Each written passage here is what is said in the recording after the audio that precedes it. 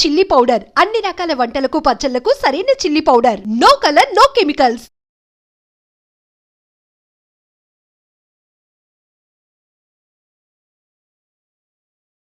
Welcome to I dream. It's me Anusha Kumal. ఇవాళ మన guest psychologist, councillor Nalini గారు. వారితో మాట్లాడదాం. నమస్తే నళిని గారు. నమస్తే అండి.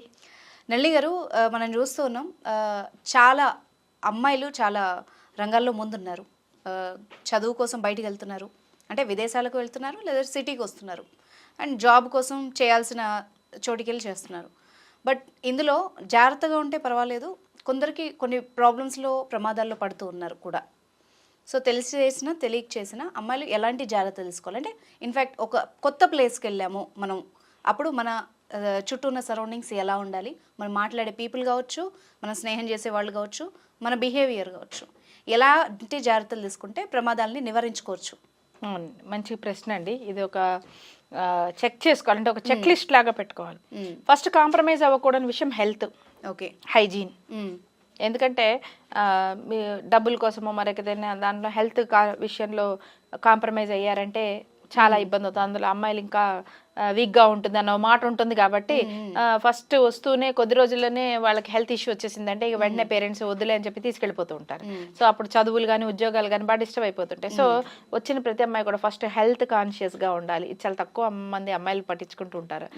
చిన్న ఊళ్ళ నుంచి పెద్ద ఊళ్ళకి వచ్చాం కదా అని ఆ పార్టీలని ఈ పార్టీలని ఎక్కడ పడితే అక్కడ అంతా తిరిగేసేసి కొత్త కొత్త ఫుడ్ ఎక్స్ప్లోర్ చేసే లోపల ఫుడ్ పాయిజనింగ్ మరోటో అవుతూ ఉంటుంది. పేరెంట్స్ వచ్చేసి ఇదిగో ఆరోగ్యం పాడు చేసేసుకున్నాం పదా అని చెప్పి ఇంటికి తీసుకెళ్ళిపోయిన కేసులు మనం చాలా చూస్తాం. Okay, so health very very important first. Next ఎక్కడ ఉంటున్నాము, హైజీన్.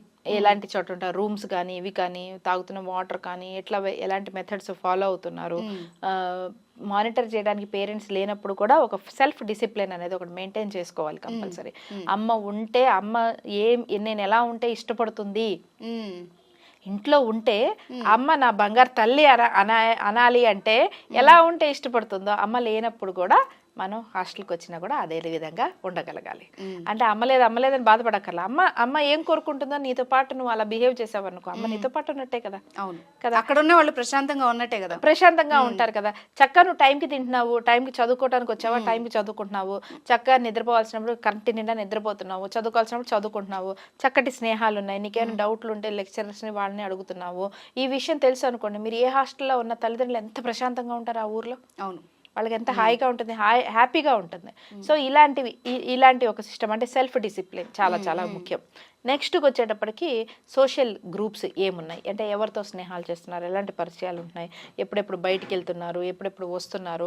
ఇప్పుడు మీకు ఒక స్థాయి వరకు ఎడ్యుకేషన్లో అయితే ఖచ్చితంగా పేరెంట్ వచ్చి సైన్ చేసుకొని పర్మిషన్ తీసుకొని వెళ్తే తప్ప పంపించని ఉంటాయి. కానీ ఒక వయసు వచ్చేసిన తర్వాత ఇంకా అవన్నీ ఏమి ఉండవుగా. పీజీల్లోనో లేకపోతే ఉద్యోగం చేసుకోవడానికి బయటకు వచ్చి రూమ్స్లోనో ఉన్నప్పుడు ఎవరు మానిటర్ చేసేవాళ్ళు ఉంటారు. What you do anything will tell you what you do everything అని అంటారు ఇంగ్లీష్లో. అంటే ఏదైనా ఒక పని నువ్వు ఎలా చేస్తున్నావో, అసలు ఏ పనైనా నువ్వు ఎలా చేస్తావు అనే విషయాన్ని చెబుతుంది అని అర్థం.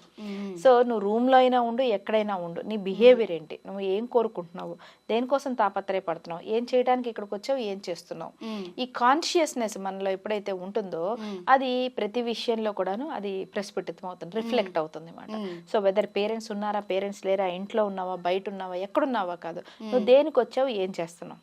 సింపుల్ క్వశ్చన్, నువ్వు దేనికి వచ్చావు, ఏం చేస్తున్నావు. పరిచయాలు స్నేహాలు ఉంటాయి, ఆ పరిచయాలు స్నేహాలు నువ్వు అనుకున్న లక్ష్యం వైపుకు వెళ్ళడానికి ఉపయోగపడే వాళ్ళని నువ్వు తీసుకుంటున్నావా, అవి వాటి నుంచి డివైడ్ చేస్తూ డిస్ట్రాక్ట్ చేసేవి ఉంటాయా. ఓ చెట్టు ఉందనుకోండి, ఓ చెట్టుకు కూడా కొమ్మలు ఉంటాయి, రకరకాల డైరెక్షన్స్ లో కొమ్మలు ఉంటాయి, ఒకటే కాండంగా అన్ని చెట్లు పెరగవు, కరెక్టే. మనం అంటూ ఓ లక్ష్యం కోసం వచ్చాం కాబట్టి వచ్చినా కూడా చిన్న చిన్న పరిచయాలు, చిన్న చిన్న ఇవి ఉంటాయి. కానీ ఆ చిన్న చిన్న పరిచయాలే నేను అసలైన నీ రూట్స్ నుంచి దూరంగా తీసుకెళ్ళిపోతున్నాయా, నీ దానికి సహాయంగా ఉండే విధంగా నీ విస్తృతపరుస్తున్నాయా. ఒక ఊర్లో ఉంటే ఒక అమ్మాయికి కేవలం స్కూల్కి వెళ్ళడానికి రావడం వరకు చదవడమే వచ్చేమో, ఈ సిటీలో వచ్చి నేర్చుకున్నప్పుడు కొంత కంప్యూటర్ జ్ఞానం రావచ్చు, కొంత టెక్నాలజీ తెలియచ్చు, కొంచెం కమ్యూనికేషన్ తెలియచ్చు, కొంచెం మంచి యాప్స్ గురించి తెలియచ్చు. ఇవన్నీ ఆమె లైఫ్ ని ఎన్హాన్స్ చేసే న్యూ నాలెడ్జే తప్ప డేటింగ్ యాప్స్ తెలుసుకుంటా, బెట్టింగ్ యాప్స్ తెలుసుకుంటా, పబ్బులు తెలుసుకుంటా, ఇవి తెలుసుకుంటాను, రేవ్ పార్టీలు తెలుసుకుంటా అంటే ఇప్పుడు ఈ నాలెడ్జ్ నీ లైఫ్ ని క్వాలిటీని ఎన్హాన్స్ చేస్తున్న నాలెడ్జా కాదా. ఇది నువ్వు సెల్ఫ్ ఫిల్టర్ వేసేసుకోవచ్చుగా. ఇది తెలిసిపోతుంది, తెలియకుండా ఏముండదు. ఎప్పుడైనా సరే మన లాగుతూ ఉంటుంది. ఒక వయసు వచ్చినప్పుడు ఖచ్చితంగా ఈ ఒకసారిలే ట్రై చేసి చూద్దాము, పీర్ ప్రెషర్ ఒకటి ఉంటుంది. ఇప్పుడు మీకు ఈ బాటిల్లో ఇక్కడ నేను మీకు ఒక 2 చుక్కలో 3 చుక్కలో మాత్రమే ఉంది అక్కడ ఏదో, కానీ అది అమృతం. మీరు కానీ నేను కానీ ఎవరో ఒకళ్ళని తాగేస్తే ఇద్దరిలో కంప్లీట్ గా బతుకుతాం, హ్యాపీగా మనకి ఏ రోగాలు లేకుండా బతుకుతాం అన్నాం అనుకోండి. నేను మీకు చెప్పకుండా తాగేస్తాను, నేను చెప్పను. నేను 2 చుక్కలు తాగుతా, అనుష ఓ చుక్క తాగండి అని అన్నాను. నేను 3 చుక్కలు నేనే తాగేస్తా. లేదా అమ్మగా ఆలోచించారంటే 2 చుక్కలు నేను తాగి ఓ చుక్క నేను తాగి ఒకటి మా పిల్లల కోసం నేను ఉంచుతాను, అలా ఆలోచిస్తాను తప్ప అనుషకి చెయ్యను. కానీ అదే బ్యాడ్ హ్యాబిట్స్ ఉన్న వాళ్ళు ఏం చేస్తారు అంటే వాళ్ళు చేసే దాంతో పాటు ఇంకో 10 మందిని వాళ్ళు యాడ్ చేస్తారు. ఇదే యాక్చువల్గా నేను అడగబోతున్నాను. మంచి స్నేహాలు పక్కకు పెడితే కొందరు ఏంటంటే ఒంటరిగా ఫీల్ అవుతారు. ఆ క్రమంలో కొంచెం ఫ్రీడమ్ ఎక్స్ప్లోర్ చేద్దామని ట్రయల్ చేద్దాం అన్న ఆతృతతో ఉంటారు. ఈ 2 కన్ఫ్యూజన్స్ మధ్య చెడు స్నేహాలు వాళ్ళని అట్రాక్ట్ చేసేస్తాయి. అవునండి. బట్ వాళ్ళు వీళ్ళని ఎలా అది అమ్మాయి అవ్వచ్చు, అబ్బాయి అవ్వచ్చు. ఒక అబ్బాయిలు ఎక్స్ప్లోర్ చేస్తారన్నది ఎక్కడ లేదు. అబ్బాయిలకి ఇంకా ఎక్కువ ప్రెషర్ ఉంటుంది, ప్రెషర్ ఇంకా ఎక్కువ ఉంటుంది. అమ్మాయిలు కూడా ఉంటారు ఇందులో. సో మనం ఎట్లా చెక్ చేసుకోవాలి, వాళ్ళు ఎలాంటి జాగ్రత్తలు తీసుకోవాలంటే ఏ స్నేహమైనా చేసే ముందు నువ్వు ఒంటరిగా ఉండడం బెటరా, లేకపోతే తప్పక చేసే స్నేహంలో ఎలాంటి ప్రమాదం ఉంది? స్నేహాలు సరదాల కోసం ఉండే స్నేహాలు, సరదా కోసం స్నేహితులు బయటికి వెళ్ళటం కానివ్వండి, వేరే ఊర్లో ఉన్నప్పుడు కొత్తగా కొంచెం ఇంట్లో ఉంటే ఎలవ్ చేసే టైమింగ్స్ కంటే కొంచెం ఎక్స్టెండ్ చేయటం కానివ్వండి, కొంత నైట్ అవుట్ లో వెళ్ళడం, కొంత డ్రైవ్స్కి వెళ్ళడం, ఇవన్నీ ఎవరికైనా సహజమే. అస్సలు ఇవి కూడా చేయకుండా 10ంటికల్లా గంట కొట్టేసి లోపలికి వచ్చే పిల్లలు ఉంటే గొప్పే, కానీ జనరల్ గా ఆ మాత్రం ఎవరైనా చేస్తారు. కానీ ఏ ఫ్రీక్వెన్సీలో చేస్తున్నావు నువ్వు, ఇప్పుడు అది ఏ లెవెల్కి ఏం చేస్తున్నావు?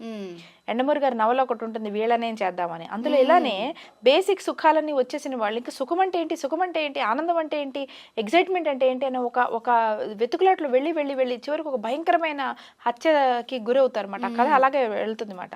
సో నీకు బేసిక్ గా బయటికి వెళ్ళి తింటాం ఒక ఎగ్జైట్మెంట్ ఊర్లో ఉన్నప్పుడు, ఇక్కడికి వచ్చావు తిన్నావు, అక్కడ తిన్నావు ఇక్కడ తిన్నావు అయిపోయింది, ఇంక ఎగ్జైట్మెంట్ అయిపోయింది దానికి సంబంధించి. ఇప్పుడు ఇంకోటి ఏంటి, ఇంకెక్కడికో ఇంకేదో తింటంతో పాటు ఇంకోటి ఏదో చేయాలి, అది ఎగ్జైట్మెంట్ అయిపోయింది. ఇప్పుడు ఆ బయటికి వెళ్ళటంలో కూడా నీకు ఇంకా ఎగ్జైట్మెంట్, బర్త్డే పార్టీకి వెళ్ళటం ఎగ్జైట్మెంట్, నైట్ డ్రైవ్కి వెళ్ళటం ఎగ్జైట్మెంట్, నైట్ డ్రైవ్ లో కూడా ఇంకా ఎగ్జైట్మెంట్. నువ్వు ఇలా పెంచుకుంటూ పోతున్నావు అనుకో, నువ్వు ఈ స్థాయిలో ఎంత పెంచుకుంటూ పోతే ప్రమాదానికి అంత దగ్గరికి వెళ్తున్నావు అని అర్థం.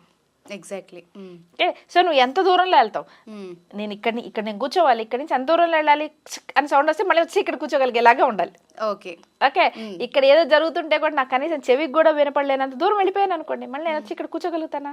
లేదు, కూర్చోలేను. సో మీరు చిన్న ఎక్స్పెరిమెంట్స్, చిన్న ఫ్రీడమ్ ఎవరైనా తీసుకుంటారు, కానీ ఎంత దూరం వెళ్ళిపోతున్నావు, సేఫ్టీకి ఎంత దూరంలో వెళ్ళిపోతున్నావు, అది చాలా చాలా ముఖ్యం. సేఫ్టీ, మీరు నైట్ పార్టీకి వెళ్ళండి, కానీ ఎక్కడికి వెళ్తున్నారు, ఎవరితో పాటు వెళ్తున్నారు, రిటర్న్ ఎలా వస్తారు, ఎవరు దింపుతున్నారు, ఎవరు పికప్, ఈ information any point of time 2 మనుషుల దగ్గర ఉందని అనుకోండి. అప్పుడు మీరు రాకపోతే 12ంటికల్లా నేను రాకపోతే, లేదా నేను ఫోన్ చేయకపోతే, నువ్వే నాకు ఫలానా ప్లేస్ వాళ్ళకి పంపించడం, ఎవరితో ఉంటున్నావు అన్నది వాళ్ళకి చెప్పడం, అవి చెప్పడం. అంతే తప్ప అబద్ధాలు చెప్పేసేసి ఎక్కడికో వెళ్తున్నానులే, ఏదో చేస్తున్నానులే అని చెప్పడం వల్ల నువ్వు నీ ప్రమాదానికి నువ్వు దగ్గరగా వెళ్తున్నావు అన్న విషయాన్ని గుర్తు చేసుకోవాలి. సో హెల్త్ ముఖ్యము, హైజీన్ ముఖ్యము, సెల్ఫ్ డిసిప్లిన్ ముఖ్యం, అన్నిటికీ మించి సేఫ్టీ ముఖ్యం. నువ్వు అనుకున్న లక్ష్యాన్ని చేరే లోపల లేదో చేరాకో నీ జీవితం నాశనం అయిపోకుండా దాన్ని జాగ్రత్తగా కాపాడుకోవాల్సిన అవసరం ఎప్పుడూ ఉంది. దీనికోసం ఎప్పుడు కూడా సేఫ్టీ సిస్టమ్స్, ఓ కాలేజ్ ఉన్నావు, కాలేజీలో నీకు ఏదైనా సమస్యలు ఉన్నాయి, ఎవరితో రిపోర్ట్ చేయాలి, ఎవరి దగ్గర నువ్వు హెల్ప్ తీసుకోవాలి, అక్కడ సజెషన్ బాక్స్ ఉందా లేదా, రిపోర్టింగ్ సిస్టమ్ ఉందా లేదా ఆఫీస్లో ఉన్నావు పాష్ యాక్ట్ అని ఉంది, అంటే sexual harassment against prevention of sexual harassment, దీనికి సంబంధించి ఖచ్చితంగా ఒక ఉమెన్ క్లబ్ కానీ ఒక ఉమెన్ రిప్రజెంటేటివ్ కానీ అక్కడ ఉంటారు. సో నేను ఎవరైనా సరే వర్క్ ప్లేస్లో హెరాస్మెంట్ చేస్తుంటే ఎవరికి రిపోర్ట్ చేయాలి, ఎలా రిపోర్ట్ చేయాలి, ఈ విషయాలు ఈ సేఫ్టీ సిస్టమ్ అనేది ఖచ్చితంగా తెలుసుకొని ఉండాలి. హెల్ప్ లైన్ నెంబర్స్, ఒక యాప్ వాడుతున్నాం దాంట్లో SOS ఎలా వాడాలి, ఒక బైక్ బుక్ చేసుకొని ఒక వెహికల్ బుక్ చేసుకొని వెళ్తున్నాం దాంట్లో SOS ఎలా వాడాలి, ఓ చోటికి ఎలా వెళ్తున్నావు కాదు ప్లానింగ్, ఎలా తిరిగి వస్తావు అనే ప్లానింగ్ చాలా చాలా ముఖ్యం. వెళ్ళటం ఎలాగైనా వెళ్తావు, నువ్వు వెళ్ళేటప్పుడు కాదు, వచ్చేటప్పుడు నువ్వు చాలా సేఫ్ గా వస్తున్నావు, ఏ టైం లోపల వస్తున్నావు, ఏ టైంకి వెళ్దాము, ఎలా వెళ్దాం, ప్లానింగ్లు బాగా చేసుకుంటుంటారు ఫ్రెండ్స్. కాదు, ఎలా వస్తున్నావు, ఎన్నింటికల్లా వస్తున్నావు, ఈ ప్లానింగ్ ఎప్పుడైతే చేసుకుని ఇంట్లో నుంచి బయటకు వెళ్తారో చాలా వరకు సమస్యలు 50% ప్రివెంట్ చేయడానికి అక్కడ అవకాశం ఉంటుంది అన్నమాట. ఎగ్జాక్ట్లీ అండి, సొల్యూషన్తో పాటు ప్రాబ్లమ్ని అడ్రస్ చేశారు. Thank you so much. Thank you.